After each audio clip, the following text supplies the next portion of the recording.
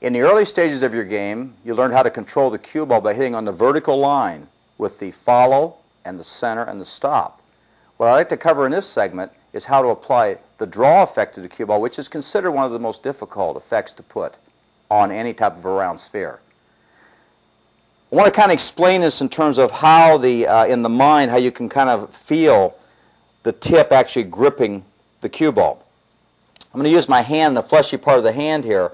We're going to strike the cue ball, and you'll notice the gripping effect. So it would be like this in your mind. You would go like this and chop, and the ball comes back. We'll do that a couple times. You see how the ball comes back. In other words, what's happening is the hand is actually gripping the cue ball with the fleshy part, and it causes a gripping action.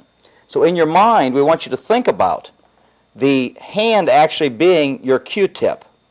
And as long as you think about it in that way, you'll be able to make the cue stick hit the cue ball and make the cue ball come back after it hits the object ball.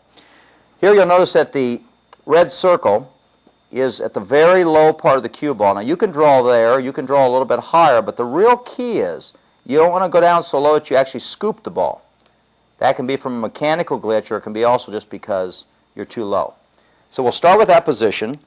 We'll go through and we'll actually strike the cue ball at the low position. We're going to use a little bit faster wrist action on the grip side, going through the cue ball with a gripping action like this. When you stroke with a gripping action, the cue ball comes back toward you, and then you can hit your position for the next shot into the corner pocket.